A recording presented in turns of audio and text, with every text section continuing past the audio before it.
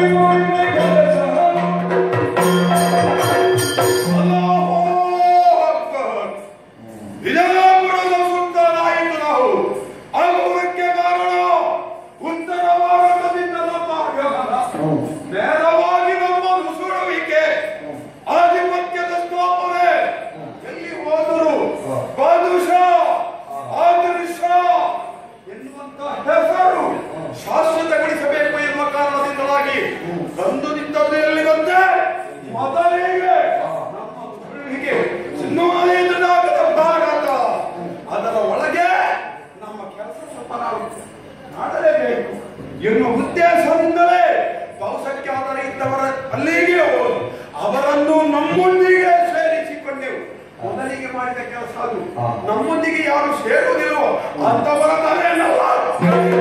ಅಧಿಕಾರ ಸ್ಥಾಪನೆಯಾಗಿ ಇವತ್ತು ನಮ್ಮ ಕೈಯಲ್ಲಿ ಇರುವುದು ಬರೇ ಬಿಜಾಪುರ ಮಾತ್ರ ಅಲ್ಲ, ಬಿಜಾಪುರ ಮಾತ್ರ ಅಲ್ಲ, ಬೆಂದಗಾಳು, ಪುರಂದರಗಡ, ತೋರಣಗಡ, ಶಿವನೇರಿ ಎಲ್ಲ ನಮ್ಮ ಕೈಗಾಯಿತು. ಅಲ್ಲಾಹುವಿನ ಅನುಗ್ರಹ ಅಂತ ಕೇಳಬಹುದು. ಆ ರೀತಿಯಲ್ಲಿ ನಮ್ಮ ಅಧಿಕಾರದ ಸ್ಥಾಪನೆ. ಎಷ್ಟೋ ಮಂದಿಗಳು ಹಿಂದೂಗಳು ನಮ್ಮ ಕೈಯ ಒಳಗೆ, ಬಹುಸಂಖ್ಯಾತರು ನಮ್ಮ ಕೈಯ ಒಳಗೆ ಈಗ ಬರುವುದಿಲ್ಲ ನಮ್ಮ ಕೈಯಲ್ಲಿ ಎಷ್ಟುಂಟು ಏನುಂಟು ಬಾಜಿ ಬಾಜಿ ಮುಂದಕ್ಕೆ ಬಿಸಾಡಿದರೆ ಸಾಕು. ನಮ್ಮನ್ನಿಗೆ ಬಂದು ಸೇರುವವರು ಇದ್ದಾರೆ. ಶಿವನೇರಿಗಳಲ್ಲಿ ಇದ್ದಾರೆ ನಮ್ಮಪ್ಪ.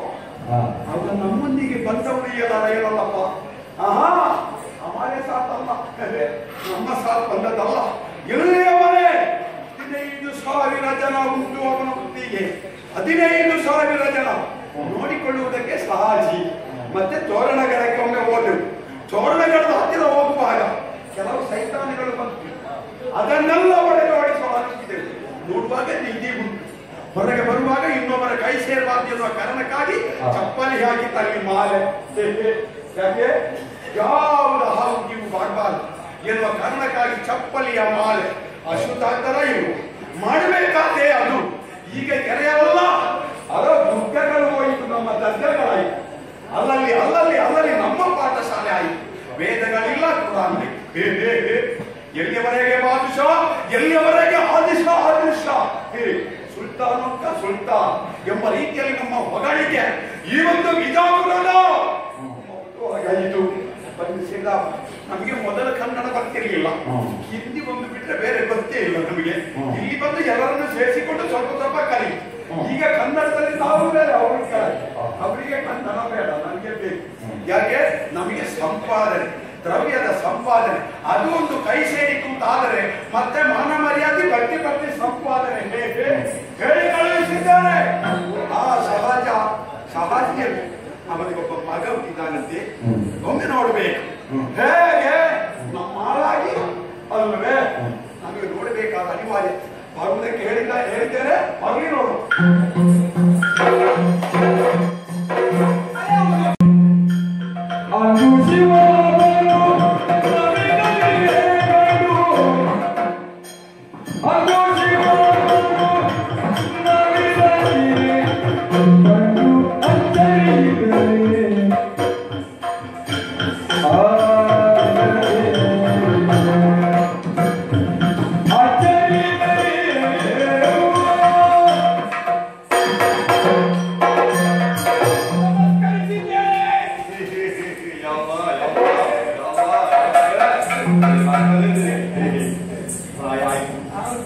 ನಮಸ್ಕಾರ ಮಾಡುವುದಕ್ಕೆ ಆಟ ಹೇಳುವುದು ಬೇಡ.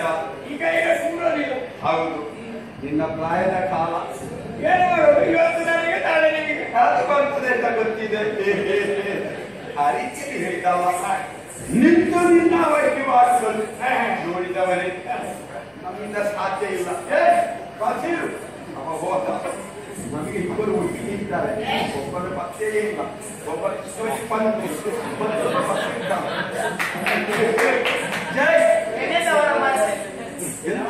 ಯಾರು ಯಾವ ಸೈತಾನ ನನ್ನ ಮನಸ್ಸಲ್ಲಿ ನಿಲ್ಲೊಂದು ನಿನ್ನ ತಲೆಗತ್ತು ಕೈಯಲ್ಲಿ ಕೊಡ್ತದೆ.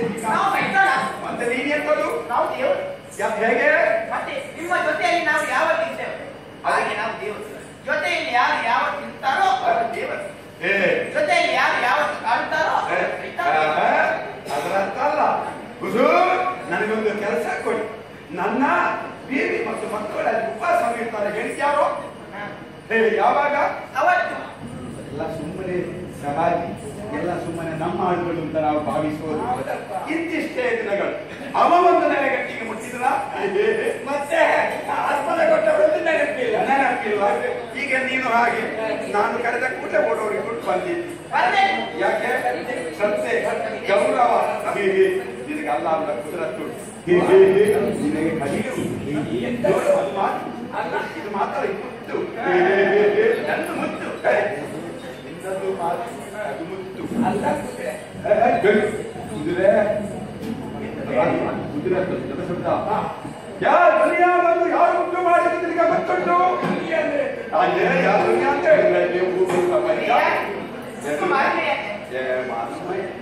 ದುನಿಯಾ ಅಂತ ಅದನ್ನು ನಾವು ಹೇಳ್ತಾರೆ. ಇಲ್ಲ ಇಲ್ಲಲ್ಲ ಅಂತ ಹೇಳ್ತಾರೆ. ಏನು ಗೊತ್ತಂದ್ರೆ ಈ ದುನಿಯಾವನ್ನು ಮುಟ್ಟು ಮಾಡಿದ್ರೆ ಇನ್ನೊಬ್ಬ ನನಗೆ ಮಾತ್ರ ಖಾತ್ರಿ ಇಲ್ಲ. ಬಂದಿದೆಯಲ್ಲ ಒಳ್ಳೆದ ತಪ್ಪು ಬೇಕಾತನ್ನು ಕೊಡಬೇಕು ಅಲ್ವಾ. ಬಿಜಾಪುರದ ಭಂಡಾರದಲ್ಲಿ ಏನು ಕಡಿಮೆ ಉಂಟು? ಏನು ಕಡಿಮೆ? ಎಲ್ಲಿ ಕಡಿಮೆ ಉಂಟು? ಎಲ್ಲಿ ಕಡಿಮೆ? ಬಂದಿದ ಬರಬಹುದು. ಬರ್ತದೆ ಹೇಗೆ ಮತ್ತೆ ಅದು ಮಾಡಿ ಇಲ್ಲಿಯವರೆಗೆ ನಮ್ಮ ಮನೆಗೆ ಬಂದವರಿಗೆ ಕೊಟ್ಟಿದೆ. ನಮ್ಮ ಕೈ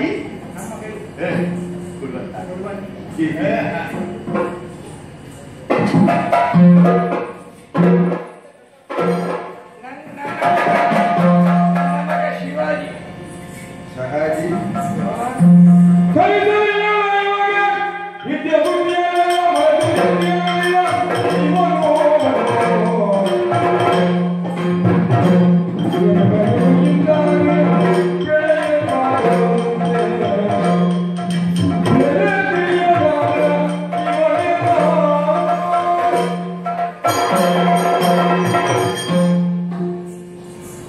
ಬಂದು ಇಷ್ಟು ಗೊತ್ತಾಯ್ತು. ಯಾರು? ಹೌದು. ಒಂದು ನಮಸ್ಕಾರ. ಶಹಾಜಿ ನಿನ್ನ ನನ್ನ ಮಗ ನೀನು ವಿದ್ಯಾಭ್ಯಾಸ ಕೊಟ್ಟಿಲ್ಲ, ಕಲಿಯಿಲ್ಲ, ವಿದ್ಯಾಭ್ಯಾಸ ಮಾಡಿದ್ದೇನೆ. ಹೌದಾ? ಕ್ರಮ ಗೊತ್ತಿಲ್ಲ ಅಲ್ವಾ? ಓ ನಮ್ಮ ಸ್ಥಾನ ಕ್ರಮ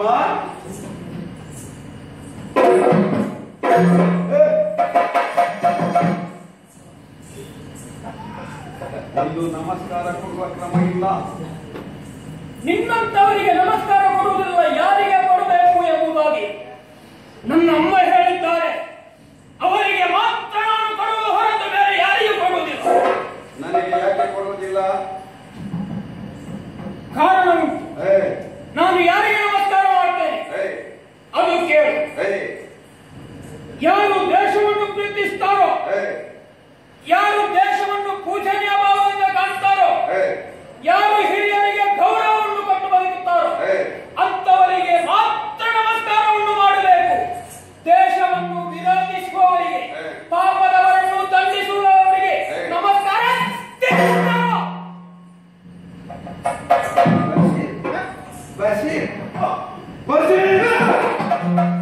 ಅಲ್ಲ ದೊಡ್ಡವ. ಅನ್ನ ಕೊಡ್ತಾವ ದೇವರು ಗೊತ್ತಿಲ್ಲ. ಗೊತ್ತಿಲ್ಲ ಪಾಪ ನಿನ್ನ ಮಗ ಅಲ್ಲ. ಒಳ್ಳೆಯದ ಒಳ್ಳೆಯದ ನನಗೆ ಖುಷಿಯ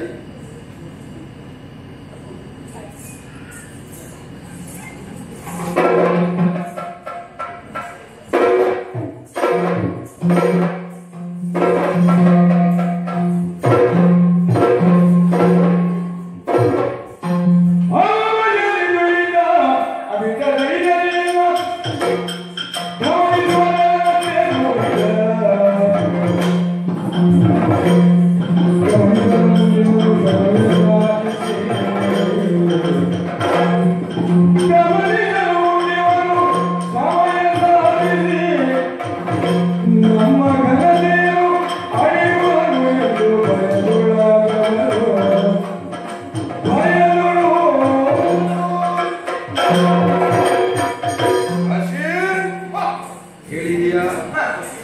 ನಮಸ್ಕಾರ ನಮಗಿಲ್ಲ. ನಮಗಿಲ್ಲ. ನಾವು ಅನ್ನ ಕೊಟ್ಟರು ನಮಗೆ ನಮಸ್ಕಾರ ಇಲ್ಲ. ಯಾಕಿಲ್ಲ? ಯಾಕಿಲ್ಲ? ನಾವು ಕೊಟ್ಟ ಸಲಹೆ ಹೆಚ್ಚಾಯ್ತು. ಹೆಚ್ಚಾಯಿತು. ಹೇಳಿ ಪ್ರಯೋಜನ ಇಲ್ಲ. ನಿಮಗೆ ಗಂಡಿಗೊಮ್ಮೆ ಎಂತ